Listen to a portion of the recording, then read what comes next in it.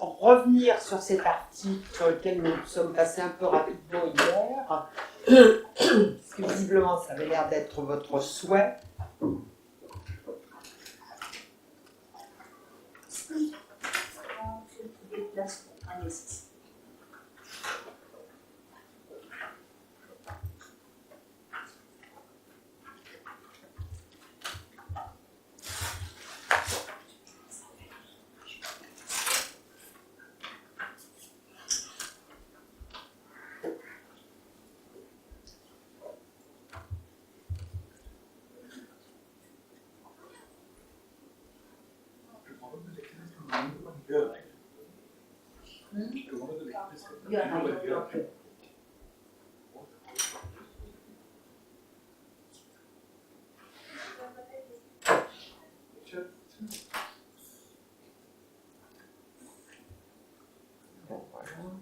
Bon, visiblement, il y a des mails qui ne sont pas passés. Chez Bante Sonawe et Bavan. Ils ne sont pas là? Vous êtes là, non?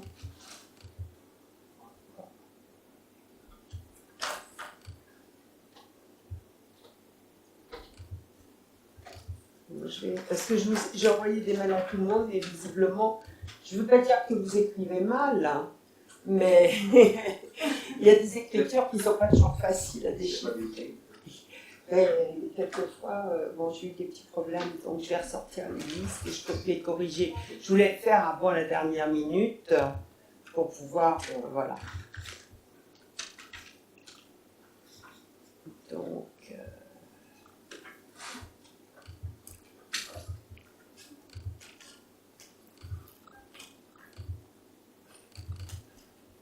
et là, j'ai des mails qui me sont revenus comme n'étant pas...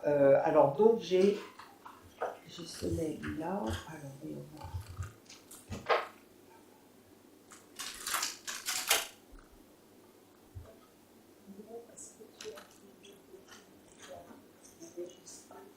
Ah oui, alors ça, je pense que c'est moi, parce que j'ai le nom de... J'ai écrit Bavan et j'ai le nom de Bavna. Ah, c'est ça, hein? Oui, ça, c'est moi qui ai inversé le N, voilà, qui ai mis un... Voilà, donc, oui, voilà. Donc là, je vais faire un test sur cette personne-là. Test, voilà. Voilà. Voilà.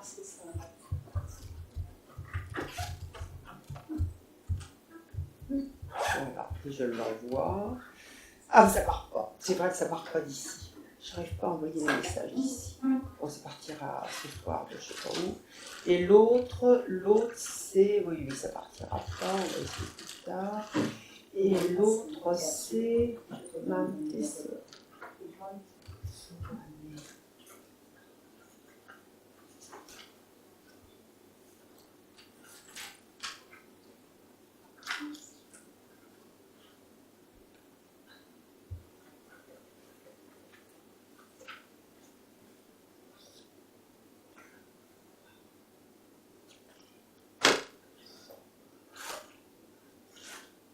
Ça, c'est pas passé.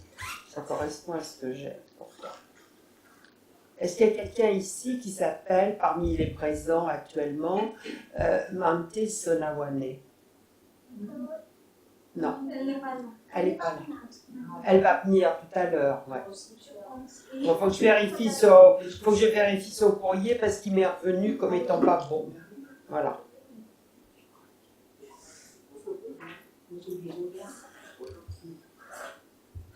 Voilà.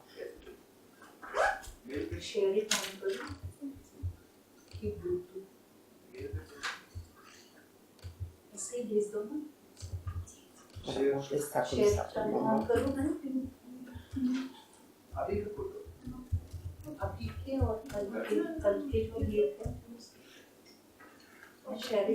Bon.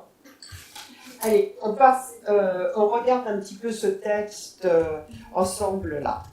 Par rapport, bon, alors donc, on va reprendre par le début, on va reprendre quelques points de détail, voilà. Hein. Voilà. Donc là, c'était ce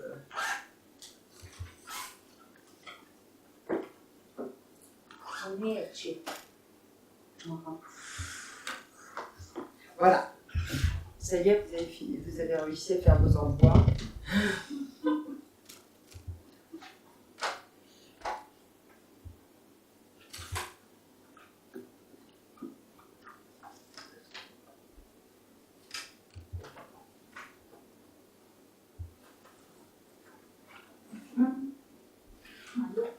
It's okay pendant la pause.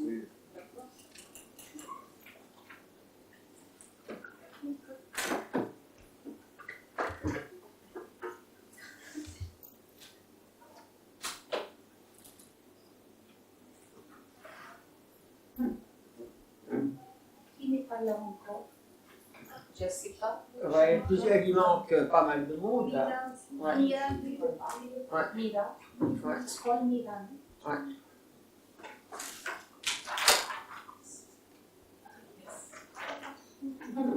Shamika, Jessica, Vimanga. Vimanga is now.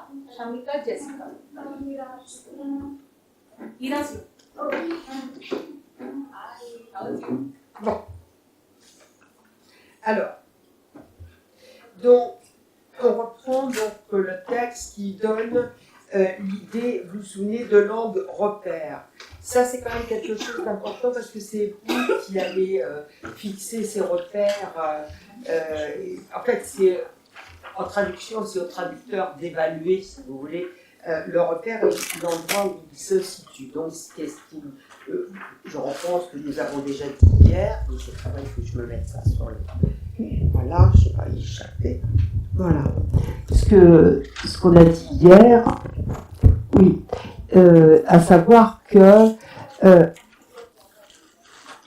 on admet qu'il existe non pas une norme, mais un repère qui va fonctionner comme point de départ, point de réflexion pour une norme qu'on sait soi-même fixer. Voilà. Et donc, ce qu'il explique à la deuxième page, page 78, c'est qu'il existe un certain nombre de marqueurs qui produisent un effet de niveau de langue. Voilà.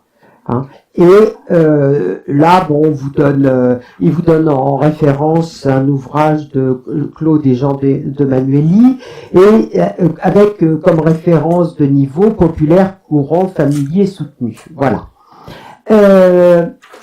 Ce qu'il explique aussi à un autre endroit, et que l'on retrouve ici, c'est qu'on renvoie à des indications données dans les dictionnaires. Donc ce qui nous laisserait penser que le niveau de langue est d'ordre purement sémantique, ce qui est insuffisant. C'est pas faux, mais c'est insuffisant.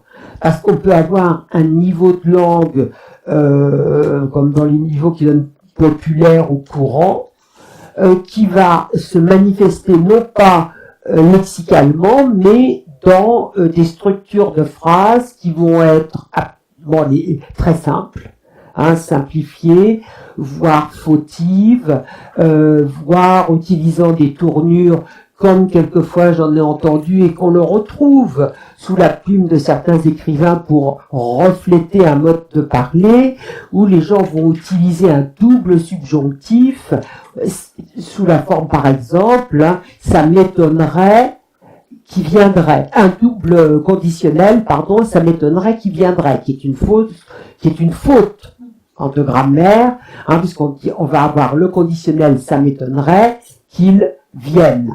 Voilà, subjonctif. Mais cette tournure-là, dans certains milieux, on va l'entendre et elle va correspondre effectivement à un niveau de langue. Voilà. Donc vous constatez que ça n'a rien à voir avec le lexique, la sémantique. Donc cette histoire de dictionnaire est à prendre avec beaucoup de précaution. Voilà.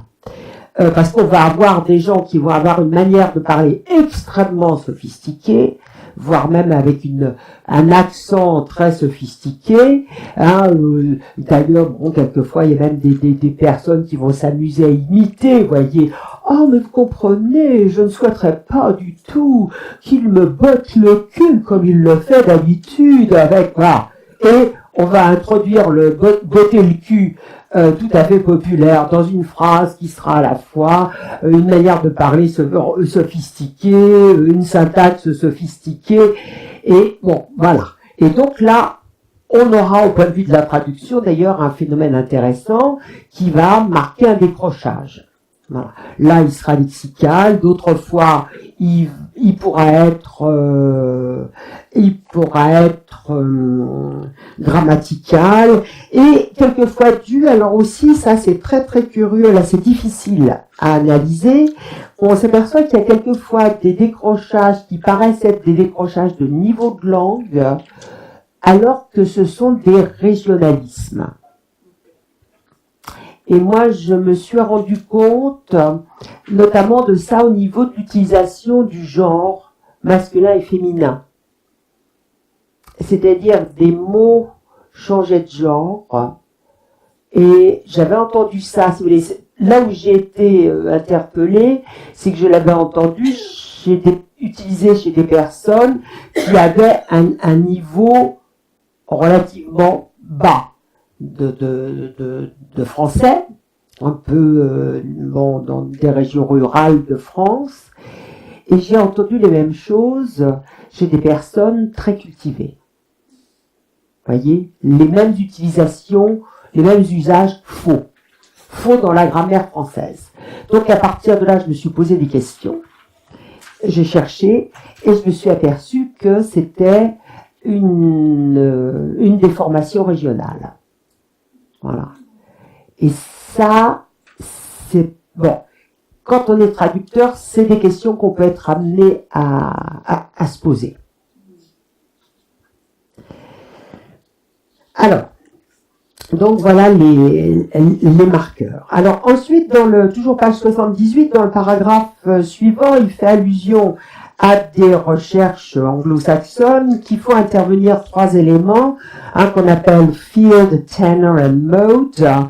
Le field étant, page 78 de l'article, étant le contexte situationnel, donc le contexte, la situation dans laquelle on se trouve. Et alors il ajoute activité des interlocuteurs et sujet de l'échange. Il est bien évident que si l'on parle de physique quantique ou du ramassage de la bouse de vache dans les fermes, on n'est pas au même niveau d'échange culturel ou scientifique. Donc ça peut jouer. Le tenor étant un concept qui ne prend compte que le rapport entre les interlocuteurs, et le mode correspond au canal ou au support choisi. Alors, ici, l'article parle aussi bien de littérature que de textes techniques, que d'articles journalistiques, etc.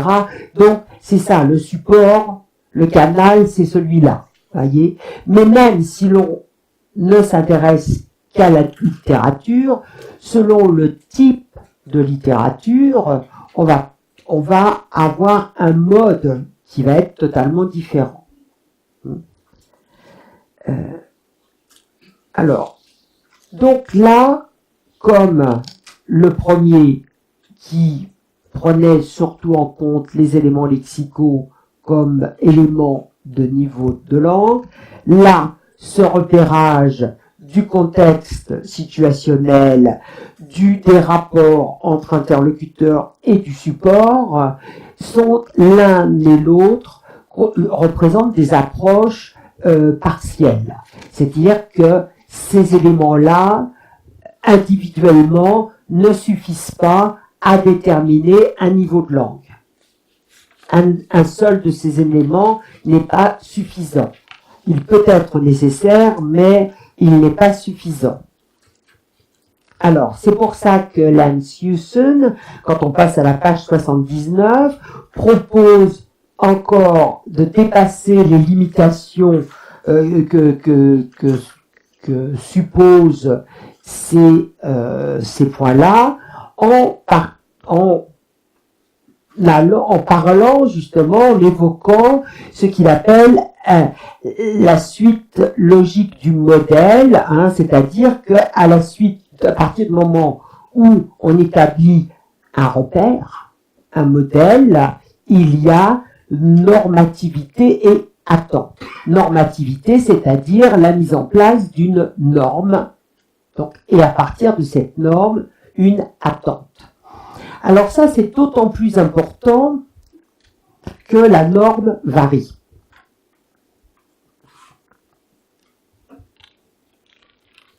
La norme, par exemple, si vous êtes traducteur de romans policiers, la norme ne sera pas la même que si vous êtes traducteur de Marcel Proust, ou si vous êtes traducteur d'un texte de type Harry Potter, ou si vous êtes traducteur d'un texte très contemporain, ou du 19e siècle, ou du 17e siècle. Vous voyez, donc, voilà, on va s'adapter. C'est-à-dire qu'on va s'adapter que comme quand on se déplace, on s'adapte. Quand je peux parler de mon expérience, quand je suis en Inde, je m'adapte au milieu environnant.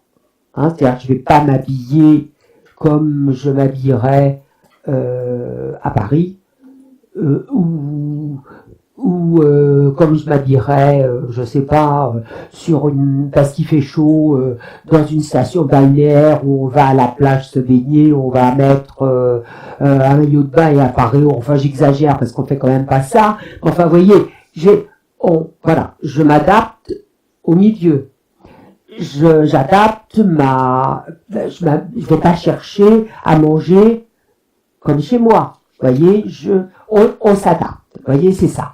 Donc, la création d'une norme. Bon, alors, il ne faut pas chercher à imiter non plus. Vous voyez, mais on essaie de trouver une espèce de niveau qui va permettre justement un échange normal entre le texte et d'origine et le texte qui sera produit. Voilà. Et donc c'est tout un travail d'équilibre. Voilà. Et donc c'est ce que vous trouvez, voilà, au début de ce deuxième paragraphe de la page 79. Si dans les jugements sur le niveau de langue, l'existence d'un modèle, voire sa nécessité, ne fait guère de doute, donc voilà, il faut qu'il y ait quelque part un modèle. Il est extrêmement difficile de dire avec précision d'où vient ce modèle, ou, en termes un peu naïfs, où il se trouve. Voilà. C'est-à-dire qu'il n'y a pas de modèle tout fait. C'est ce que j'essaie de vous dire depuis tout à l'heure. Donc les étiquettes varient et nous sommes bien dans le domaine de la relativité. Tout est relatif et d'ailleurs il évoque un peu plus bas dans le texte le flou. Voilà. Sortir de ce flou implique la relativisation d'un modèle, d'une généralité paralysante, etc. C'est pour ça, si vous voulez, que je n'aime pas les livres de recettes. Il ne faut pas avoir des recettes, des choses toutes prêtes, mais des modes, plutôt qu'on vous dise, dans ce cas-là, vous faites ça, et dans ce cas-là, vous faites ça, c'est de, voilà, apprendre à réfléchir à partir de chaque cas, parce que chaque cas est un cas différent. Et ça, je peux vous le dire par expérience. Chaque livre qu'on traduit vous offre une expérience différente. Mais c'est aussi ce qui fait l'intérêt de ce travail. Parce que si